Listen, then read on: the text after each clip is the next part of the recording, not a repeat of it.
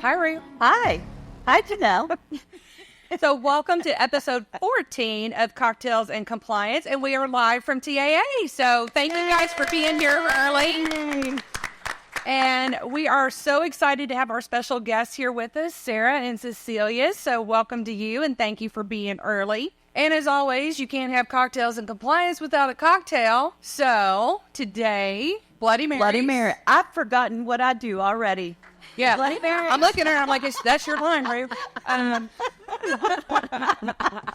So Bloody Mary. So cheers, everyone. Cheers, everybody. The bacon's good. Yeah. The bacon's good. Smells amazing. Thank you all for joining us early this morning. Yeah. Go see my friend Joe back there. These are really, really good. Good job, Joe. Thank you. Yay.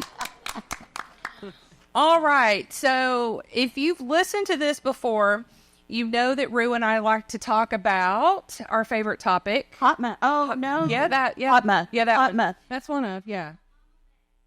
Yes, I heard that. So there was no microphone in the back. So for recording, would you call it the hot mama mess? Hot mama mess. Hot mama mess. Fantastic. We've called it a hot mess before, but I like the hot mama mess. We're going to use that. Thank you. Are you also talking about Tracks 203A? That's our other favorite topic, yeah. Yeah. Yeah. How many HUD people are in the audience? Anybody had HUD? Yep, just a few. We figured it would be mostly tax credit folks Where's the in the tax audience credit today. people? Yeah, we're Ooh, a lot of tax credit people. All right, well, you get to play in HOTMA too. You don't get Tracks 203A like our HUD friends, but you do get the hot mama mess. So we're going to steal that, by the way. We're going to totally use that. 100%. Fantastic. I'm going to use it so many times today, it's going to be ridiculous. So, Word in the trademark. It could be the word of the day, except I don't want to say it all day. So, by the way, we do like to have a drinking game when we do this because it just makes it fun for us, but it makes it fun for you too. We had a hard time deciding what it would be, so I think we decided on Affordable. because we'll probably say it a lot. So, you're welcome in advance. Okay, so for our HUD friends, we know that you have Tracks 203A that you're probably breathlessly waiting on to see when that happens, when your software vendor is going to release it. We would love to know too, because, HUD has delayed it just a tiny bit over like the last 7 years or something like that, I think. So, I think we've worked on it 7 years. I mean, we worked on 203A for what, since 2011 or something? Something like that. It's ridiculous. But our tax credit friends do need to prep for it too. So I know that you guys have a mix of HUD and tax credit. So tell us how you're prepping your sites and what are you doing different for HUD versus tax credit? Absolutely. So we do have a mix. So our amazing compliance team has been out trying to get the word out of all the different things that, all the different changes, all the different pieces that are going with it, all the new income limits that you guys are having to adhere to, and training is key. So getting out and understanding actually what is truly happening, not by word of mouth, but true training, and making sure that there is continual training about what's happening. I think that's the most important key. Repetition is power. So that's really what our amazing compliance team is trying to do right now. I would say the same, consistency and really understanding the breakdown of what is happening.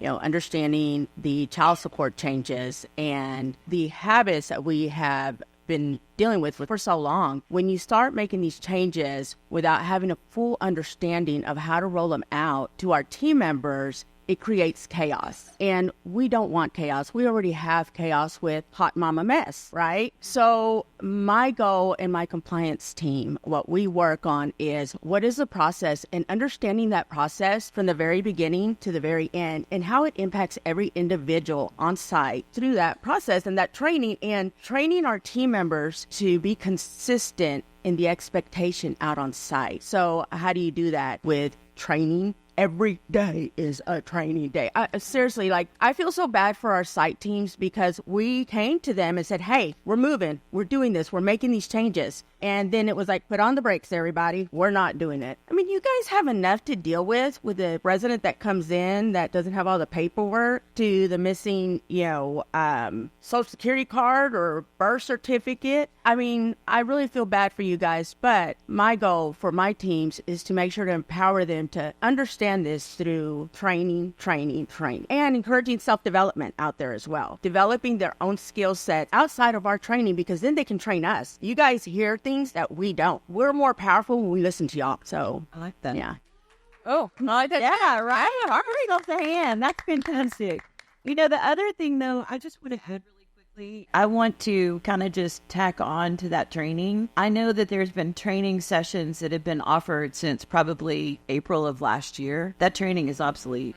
And if you took training in October of last year, that training's likely obsolete too. So I know it's costly. I know it is time away from your work, but it is so important that you guys try to find a way, whether it is through associations or whatever it is, to stay up with the latest rules and regulations. And you guys in the tax credit world, I don't know if you have properties in multiple states. Is there anybody out there that has multiple states? Anybody? Yeah. So your HFAs are doing what they want to do in each state. So good luck. And along those lines with the HFAs, and she's not wrong.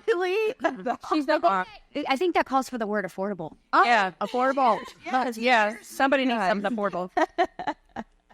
So for tax credit, it is interesting because at least with HUD, they will set the timeline one of these days about when this is going to implement and roll out. And she's right. The states are doing their own thing. And last I heard, there were 14 states that went, we're just going to go ahead and do this. We don't have all the specs done. We don't know how we're going to calculate assets. But you know what? Let's just do this. And here's your new HOTMA tick. How many of you have seen the new TDHCA HOTMA tick? How many of you did not, and I won't make fun of you, I promise. How many of you, honest to God, did not know there was a new HOTMA tick? Yeah. Yeah, there is. Yeah, we found out after the fact, too, if it makes you feel any better. But that's kind of how the states work, right? They'll put it out there and then someone tells us, hey, I've got this new tick I have to use. So I think they are encouraging you to use it. I suspect even if you use it, you will probably be doing some corrections after the fact once we finalize the spec. Because like I said, asset calculation, I think, is the biggest thing that's still up in the air. The other thing, too, is I want to tell you guys, all of your software vendors are working really hard to keep up with everything that's going on. But the agencies don't always tell us first. So if you realize that you are suddenly handed a new tick in this HOTMA world today, chances are your vendors don't know. So be sure and share it with your vendors. Just a little friendly reminder. I know they'll get it in the system really quickly for you, but sometimes we don't know. So got to tell us. Yep. And just so y'all know, TDHCA, for those of you with sites here in Texas, TDHCA has a number of YouTube videos out there that they put out there. So take the time, maybe during, you're going to laugh, right? During your free time. Yeah. Right. Who has free time here? Raise your hands. Okay. I want to know where you're at. That was one of your people. Really, I sit there and I will do it when I'm driving, and I don't pick it all up, but I do pick little things up here and there. One of the things that I definitely picked up, the question came up, well, what happens when you guys go out and do an audit and these, sites don't have the updated forms because they're changing all the time. And on recording, they said that they would notate it and let them know that they needed to change it. Now, they didn't say that it wouldn't be a finding or anything like that. They didn't say that out loud, but there would be some grace in that. And I only heard that because I was listening to that YouTube video as I was driving. So it's really that's free training there. And, training, education is power, and getting to know the things that are being said out there outside of your training department. And I'm not encouraging anybody to do anything outside of what they're, given from their company. But when you listen to this stuff, it does stick. And again, then you can take that back to your company as well. Yeah. So for our HUD friends in the audience, I will give you the latest that we've heard on time frame. So while TDHCA has published their tick, we are still waiting on HUD to approve the changes to the 5.9, the 5.9A, the voucher form, the final spec for the software vendors to finish coding all the logic and all the changes. They are hoping to have that done by July. But let's think about this. So they've said HOTMA is in effect January 2024. And there are some things you can do that aren't reliant on software, right? They've said that there's some policy changes that you should be updating and taking care of those things. But they are holding you to compliance as of January 2025. So if you think about that, when are you doing your January 2025 recertifications? October. Some of you may be even starting in September. So if you think about it from a software perspective, if we're getting all that information in July, we have to code it, test it, release it, test it back and forth with HUD, and hope everything is all well by September. So it really does not give us a long time to do this. We have been coding and testing as much as we can, but just know you should probably expect to see software updates around that September timeframe. So watch for that. I'm sure your vendor will let you know. As Rue said, all the vendors are actually working together kind of unofficially because the working groups have stopped, which is a little scary, but we want to make sure that everybody's on the same page and make sure that you guys are getting as much information as you can. So watch for updates from your vendor. Watch Southwest Housing for those of you that are HUD properties, and then TDHCA. I don't know what else you might get from them since you already got a tick, but we'll see. But good luck. And I would say just seriously though, there is a lot of change, right? So just the more training you can get, ask your vendor questions. If you don't know, ask your contract administrator or your HFA. I think knowledge is power, right, in this situation, because go out, try to keep yourself educated. It is literally changing by the day. And I think that's where you got to keep yourself in the know. The status quo is not the status quo anymore. So especially with Hot Mama Mess. Is Hot Mama Mess. Yeah. So especially with Hot Mama Mess. So you want to make sure that you're being proactive and not just dealing with the status quo. So I think that's always really a valuable key. Yeah. I think we need t-shirts now that say Hot Mama Mess. That'd be awesome too. That'd be awesome. All right. So speaking of changes, how many of you have heard of the Renter's Bill of Rights? All right. We're in the right place. Okay. I was going to ask you if you've read it, but I'm not going to ask that question after I saw like a couple of hands. We've read it. Wow, guys. It ain't pretty. Wow. So this has been a hot topic in conferences I think we've been talking about it for at least a year, I believe. So we're waiting to see what gets rolled out. But I know you guys have looked at the Renter's Bill of Rights. There are a couple of things that pop to mind, but what are your thoughts on what you've seen so far? Well, I can be a rebel on things. I also believe in making things as easy as possible for our site teams. So what is the best that we can do in the situation we're in, right? Some of the things in there, like safe quality housing, well, that should be an expectation. That shouldn't even be a bill. I don't even understand how that's even has to be said, but it does. Obviously it does, because there are some bad landlords out there. I don't believe that people go and intentionally decide, I am not going to, provide safe quality housing. Who wants people in their offices yelling and screaming? Nobody. You want to have happy residents. But I believe that some of the things that they are putting in also tie our hand. And my job is to work with my compliance department and our team. Say, okay, what is the easiest path to success here? What is the easiest path to your success out on these sites? We've just really started just rolling with it. And then I remind my staff, if you want change, get involved. Go vote. You got to start locally and push out from there. That's where you make the impact, and that's where you make the difference. But in the meantime, I have these regulations that I'm going to have to go by. So how am I going to make this easy for them and the resident? Because it's a trickle effect. It's not just the landlords, that it impacts everybody around them. So that's the position that we have taken, is when we finally get the final ruling on everything that is happening here, affordable, everybody get a drink. Oh, got it. We will roll it out. We have not, our deadline date is August 1st. Okay, so that is what we're looking at. But, who knows? Maybe they'll come back and say, we're going to push this to January 1 of 2026, One and all in the Yep. And I will say, I have noticed some of you trickle in late. If you did not know, my friend Joe is in the corner over here. He's making Bloody Mary. So if you didn't get one, go see my friend Joe so that you can take a sip every time we say affordable. Oh, hey. Cheers. Okay, I will say a couple of things really stuck out to me on the Renter's Bill of Rights. There is some screening criteria or some screening guidelines that you're going to see, so pay attention to that in relation to criminal background checks. But I think the other thing that really got people's hackles up was talking about junk fees. Yeah. And we know for affordable, we are very restricted. Oh, I said it again. Oh, I didn't even mean to, but there you go. There's a bonus sip for you.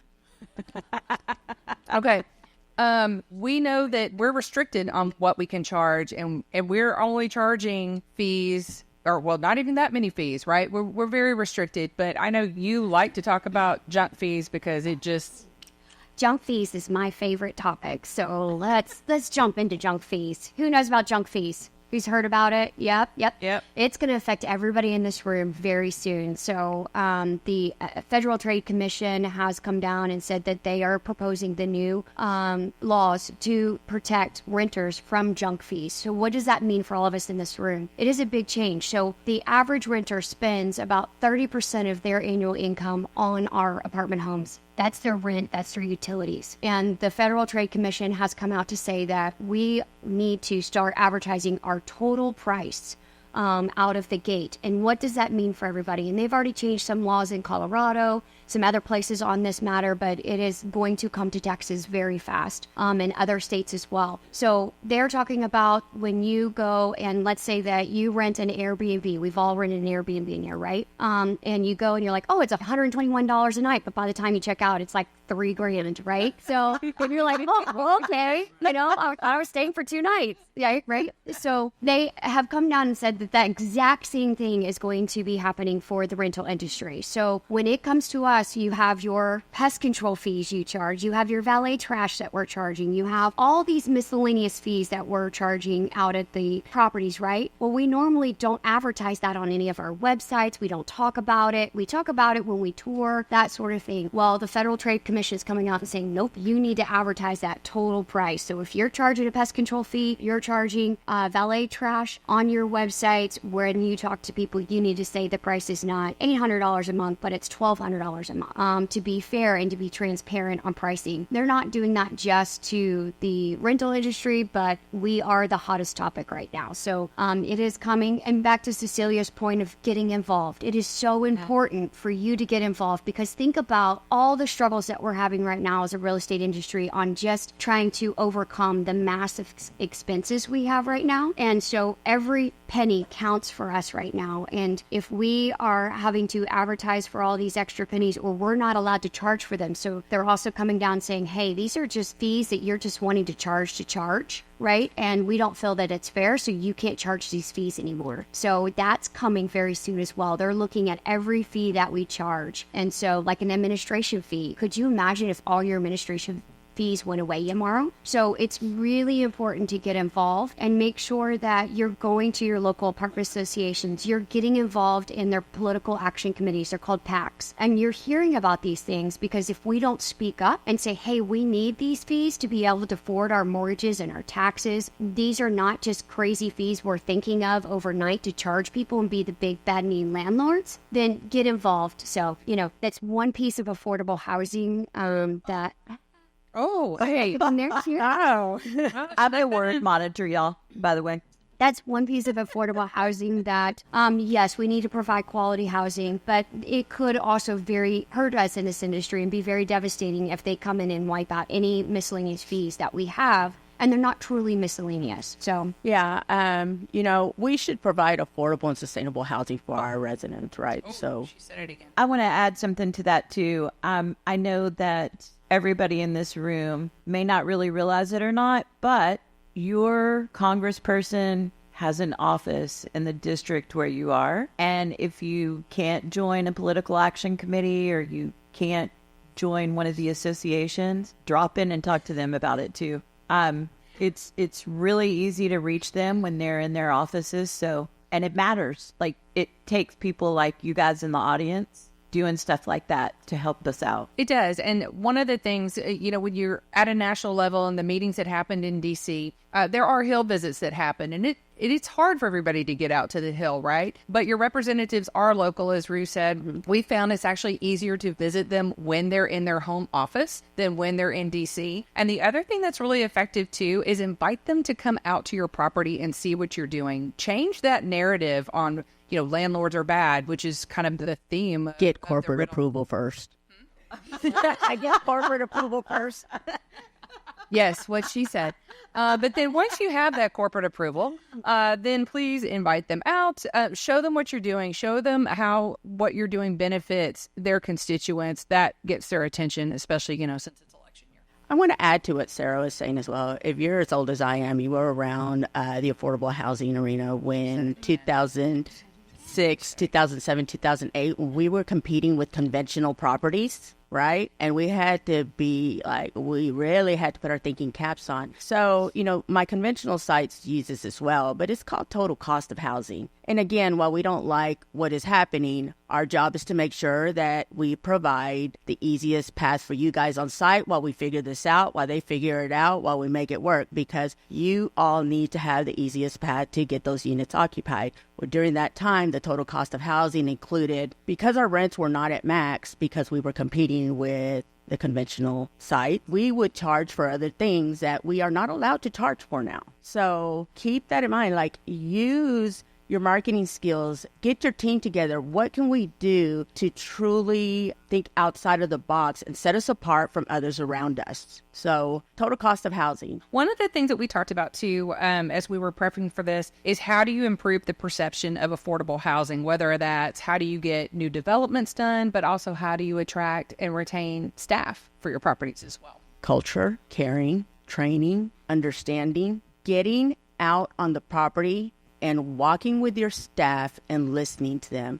Look, I'm not trying to make it sound like it's all great, my properties and my sites, but I do listen to my people. I want to hear what they have to say, because what they see and what they believe is real to them. So my job is to try and make sure to solve the problem, or maybe not. But if I can't solve it, or I can't help their leaders solve the problem or help them solve problems for their teams, then at least we can have that conversation and let them know, right? Like, this isn't going to work, or, maybe this isn't ideal. Like, let's keep it real, right? Sometimes it is what it is. You have to have those conversations. But if there's a perception of something happening, that is their reality. That is your reality. If you really believe something, that is what it is. And unless somebody comes out and says, well, help me understand. Seek to understand what is happening out there. And remember, while corporate people, including myself, we always say do. Sorry, any other corporate people that are in here, but that's we say it's easy. Y'all can do this. It's easy. Y'all can do this. I started out as a leasing agent, so I remember those. And I try to remember that as a president of the company. I want to hear what people have to say, because it makes me a better leader and it helps me make their job easier. So that is how we handle it. I think for, talking about quality housing, you always hear out in the streets, we need more affordable housing. We need more quality housing.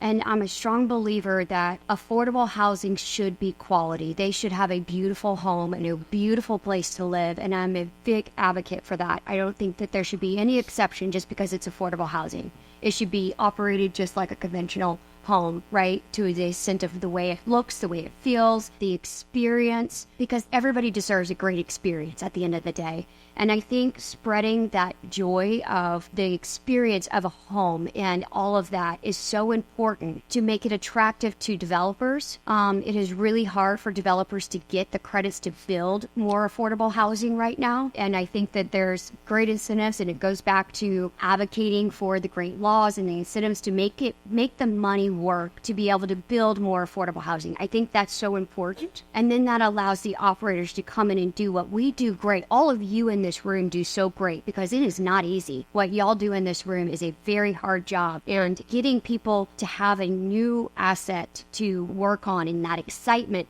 And then what that excitement does is it draws in more people going, I like what you do. I want to help somebody else make their life better.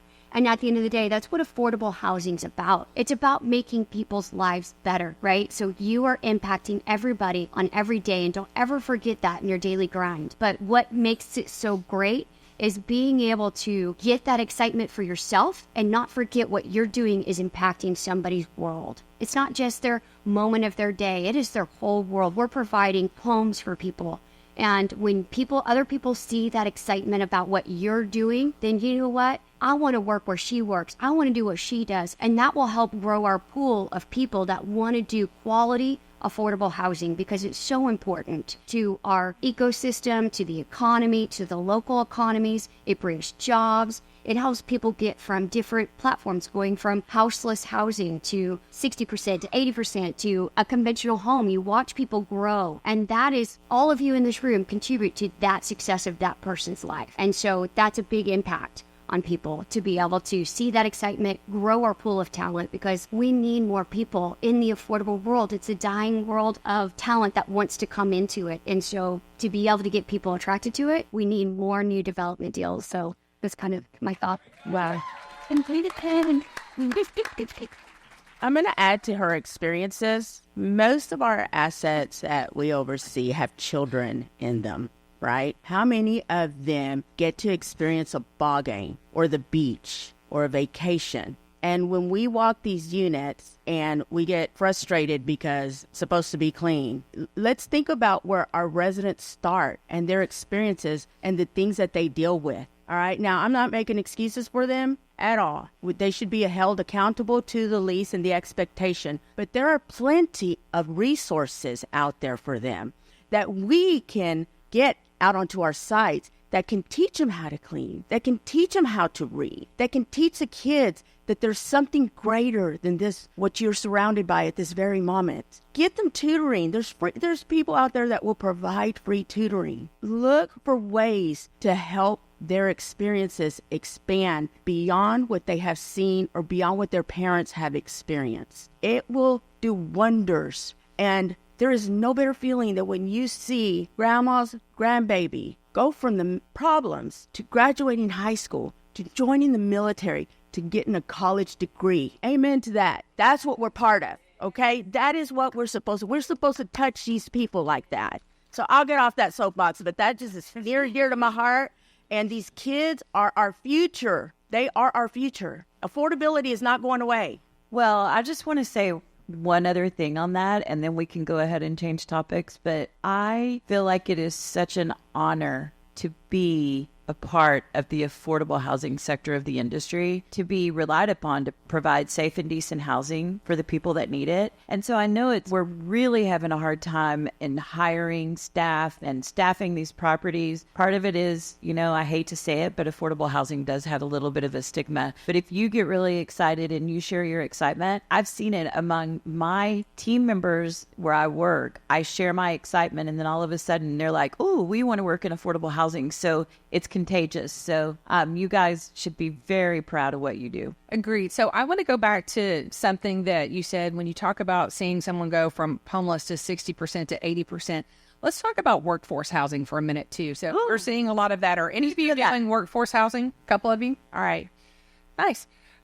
So let's talk about that. Cecilia, I know you've got some Class C properties that you mentioned that are serving the 80% income limit. So talk about workforce housing and maybe explain if someone's not familiar with what it is. The workforce housing is intended to serve those that are above that 60 percentile up to the 120%. And it just really depends on the city, local, state department that's overseeing whatever credits or tax breaks or whatever it is you're getting. That it's a twofold here. So if, as an owner, if you're looking to get some kind of tax benefits, because taxes are killing the assets, like taxes and insurance, guys, it's I broke it down for my staff, and I'm not going to go that direction very far, but over the last 2 years, we've had about a $300,000 increase in just insurance. That's insurance alone. So think about that. The rest don't appreciate at that rate, not in affordable, nor in conventional. But you can get some tax benefits if you provide like 10% or 20%, whatever it is. In doing that, we say, well, 80% of the AMI. Well, I don't know if anybody here has any C-class properties, but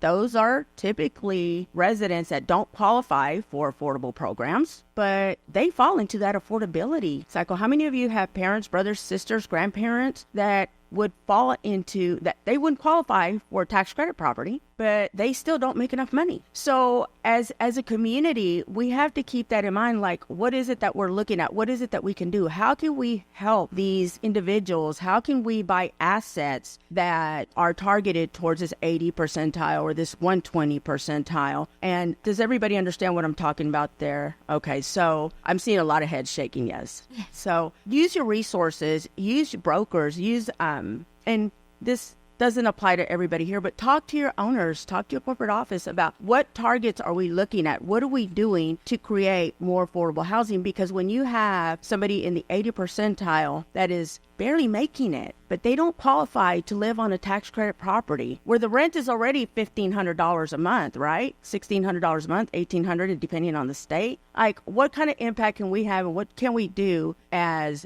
multifamily, as our industry, to provide more housing out there for our leasing agents, for our maintenance guys. Like, they fall into that category. So what are we doing as a community? Get involved in your local PACs. This is where we start making a difference. And, you know, I sound like I'm preaching on here, but I'm not. I've seen the difference it makes. And it's not just about the 30 percentile. We have people that are struggling across the board. But as owners, we also have to make money, right? We have to have a profit in order to be able to sustain these communities and provide quality housing, because we have repairs we have to make. Like, all of this goes hand in hand, and it takes a team of professionals like yourselves to make it happen. So I like to call them the forgotten group. So there's a forgotten bucket of people that can't quite afford a conventional property, but they also don't qualify for the tax credit, right? With this middle group. And there's a really great organization out there. I didn't see very many hands raised, but there's a great organization out there. It's the Texas Workforce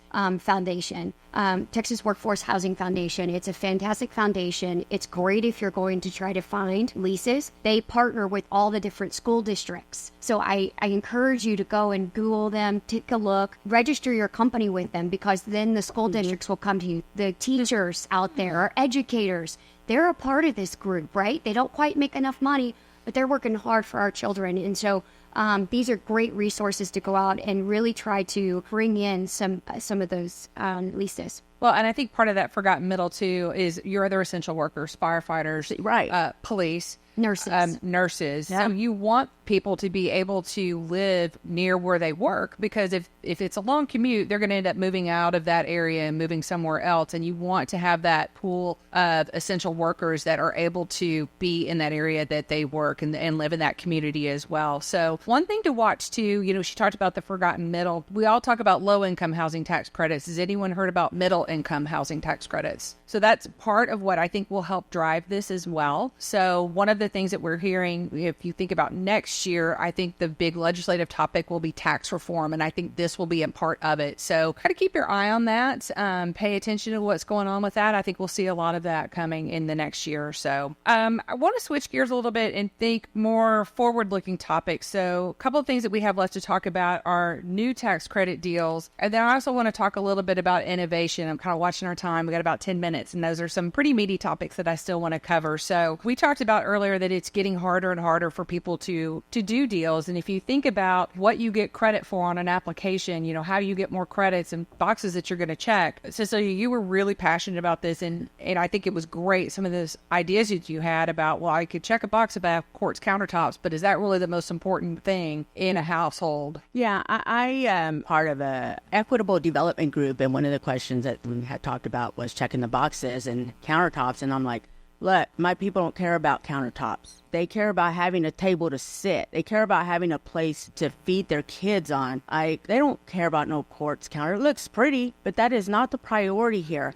How about building some bed frames into the system? How about doing something that allows them to use their funds in a different area? Not have to, like, how sad is it when you walk in, kids are eating on the floor, the mattresses are on the floor. Like, I understand some of these are choices, but guys, the reality of it is, It's not the kid's choice, though. right. These are children, and they should be able to get a good night's sleep so they can go to school tomorrow and focus on what's important. So one of the things that I had said to them is, like, how about we create a table that folds down from the wall that, you know, they can not only use the table to eat at, but also to do their homework. Like, create some benches along the wall. Like, who cares about the pretty stuff? Let's make it where it's functional. But this is a problem that I have, because as developers, it is, you know, you don't have options. You have to check the boxes that are there. But this is where we get involved and we join these committees and we put this information out there. But I think that is actually an example for me that has been, like, near and dear to my heart, because when I walk into a home, when I walk with my staff and I see those children eating on the floor, look, the mom is good. She's fed them. She's cleaned the house. She's done everything she's supposed to do. Like, this is not something out of choice. So what can we do as developers, as finance agencies, to make a difference where it really matters for our families? I think one of the things you said too that really stuck with me was that the biggest amenity a property could provide is creating that sense of family. So I think like we've talked about getting involved in organizations, and I think really shifting that focus to go, let's put in these deal checklists things that are important. Like you said, you build in bed frames, you put drawers underneath them so they have a place to store things.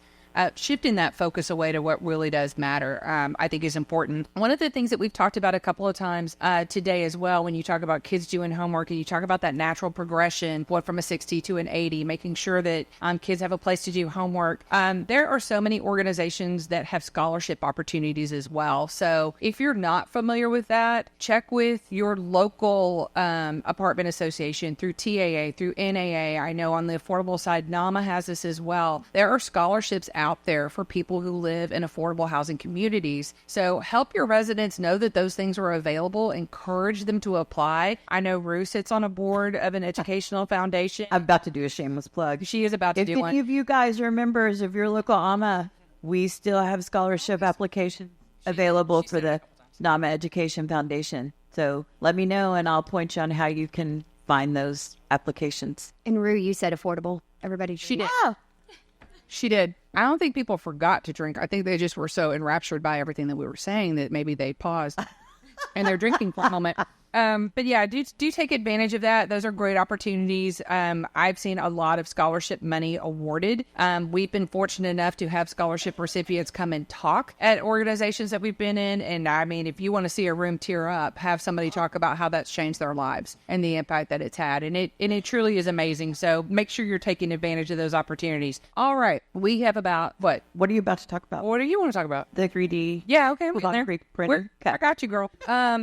So really in the last 5 minutes, I know it seems strange to talk about innovation in affordable housing, but that was actually a session that I went to at a conference. I thought, I can't wait to hear HUD talk about how they're going to innovate. This is going to be amazing. But it tends to get forgotten sometimes. And we were talking about innovation and people saying, oh, well, people won't do that. And yeah, they will. So, Sarah, I know you've talked about this in particular. Absolutely. So innovation in affordable housing has often been on the back lines, right? We're all used to getting wet signatures and running around and saying, oh, well, they'll bring their rent to the office. They're not going to pay online, all of these things, right? And affordable housing has often been the forgotten piece to move forward in the technology innovation side of things. And we have moved and loaded online portals for all of our residents. We're seeing a greater presence of people actually paying online in our affordable homes than paying in the offices anymore. And so I think that you can't forget that affordable housing, drink everybody, sorry, cheers. Yeah, cheers, Sarah. That affordable housing does need innovation. It's very important that online application processes to make that qualification piece easier, especially for those in the office. I'm a big believer of working smarter, not harder. And that innovation and technology for the affordable arena is so invaluable. And I think, Rue, you worked really hard to get electronic signatures in the industry. So that's Janel. I mean, but no, okay. Sorry. It's okay. No, but yeah. Yeah. Well, you threw me off. It's Rick's job normally to throw me off. I'm like, why is she calling me Rick? I did. Yes, I did work on that, and I'm actually really proud of that. I'm glad to see it get some traction. But it was kind of one of those things. It was a struggle with HUD. They were like, well, I don't know if we could do this. I'm like, well, why wouldn't you? Everybody else does. So that was nice to see. Let's start small, right? Like start with one thing. Doesn't mean you're going to rip the Band-Aid off and just all of a sudden get crazy, but start small. Start small. Start with your online payments. Get a resident portal going to where they can actually place tickets from their phone. They do have phones. And so start somewhere small, right? And the innovation. You don't have to go into the deep end. So I think that's always very valuable. I will add to that, departments, compliance departments, training departments, understand the rollout and the impact before you start rolling it out to everybody and make sure they have the training prior. Small is good, but even with small, you have to understand how it works and train your people to train the resident. Know your customer, and that way you understand how to roll it out. Yeah. I think the big thing in the industry is, well, that's the way we've always done it. And I'm like, whoa, let's stir that up And let's change that up for everybody. So I think that just because you've always done it that way doesn't mean that's the way the residents want it, right? They want to feel like they're just like anybody else. Well, and I think one of the things that you talked about too is focus on the end user, whether that's your resident, meet your resident where they are. Like you said, if they've got phones, they can pay online or they can do a work order online. But you also said too, meet your staff where they are, right? Not everybody is as tech savvy as others. So, make it work for your end user. And one of the other things you said, Sarah, was when you're looking at it, look at how does it affect your residents, your employees, your clients, and as well as your bottom line. Because your goal here is really to maximize efficiency. Use technology to free yourselves up to deal with all of those other the people things that you have to deal with, right? Because that is truly your focus here. And Rue, I know you were dying to talk about this one topic that you mentioned to me this morning. Well, I don't really know a whole lot about it. I'm going to let Cecilia talk a little bit about it because I saw a very cool video. Rue got all excited when I explained to her that I had stopped by to look at an opportunity that I'm looking at on 3D printing. And the difference is there's like $150 per square foot difference in building costs. And I was blown away when it was brought to me because my mind starts going affordable. How can this impact affordable? How can we build these concrete houses or homes or apartments? So, it was amazing. So if anybody wants to learn more about that, go look up Icon. It is amazing. This guy was on 2020 and it was brought to me as an investment opportunity that I'm so excited about because in my mind, this is going to be the future of what we can do to help developers, builders, and the residents. So it'll combine everything into one. And when I say, I think like to build a stick house right now, it's probably like at $270 a square foot. And to build a 3D house, it's like $150 a square foot, $150, $160 a square foot. So that's quite a difference. And guys, what we need is the ability to continue encouraging people to develop. And that takes this kind of thinking and this kind of change out there. So you guys, when I say you guys have the ideas, you guys have better ideas than the rest of us because you do this every day. Throw them out there to your companies. Throw them out there to anybody that will listen to you because one of them will stick and it will change your world. Yep. So I'm going to wrap us up with one thing. You're talking about being innovation in building and development. It's one of the things that we hear a lot. There's a lot of talk about regulation. We talked about the Renters' Bill of Rights. Regulation isn't going to fix the affordable housing issue. It's a supply issue. Yep. We've got plenty of rules and we certainly don't need more of those. So we are at time. So I am so thankful to Sara and Cecilia for joining us today. Let's give them a round of applause. Thank you. If you enjoyed the podcast, you can find us on Spotify and Apple or anywhere else that you go for podcasts. And, feel free to hang out, ask questions, connect with us on LinkedIn. Yeah, we're all out on LinkedIn. Yeah. Thank you for joining us today. Thank you, guys. Thank you, everybody. Have a great day. Thank you.